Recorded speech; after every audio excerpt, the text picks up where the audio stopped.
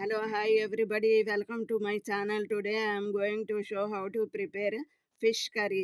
రాగండి అనమాట ఇది. నేను ఇవాళ చేశానండి. ఆవిడ వచ్చి శుభ్రం చేసి ముక్కలు కోసి చక్కగా నాకు ఇచ్చి వెళ్ళింది.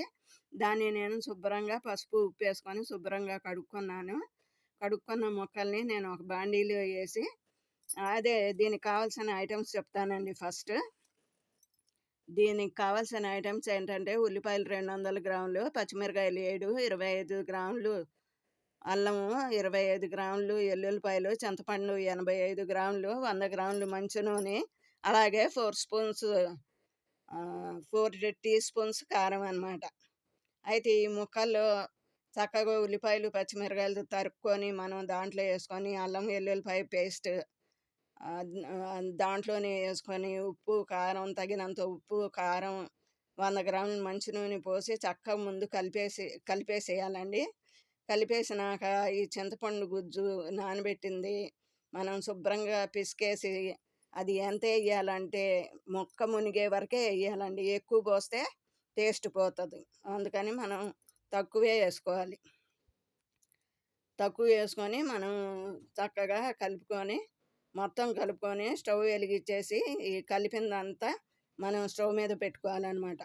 స్టవ్ మీద హైలో పెట్టుకోవాలి 5 మినిట్స్, తర్వాత లోలో పెట్టుకోవచ్చు, సిమ్లో పెట్టుకోవాలి. తర్వాత 5 మినిట్స్ అయిపోయినాక సిమ్లో పెట్టుకోవాలి.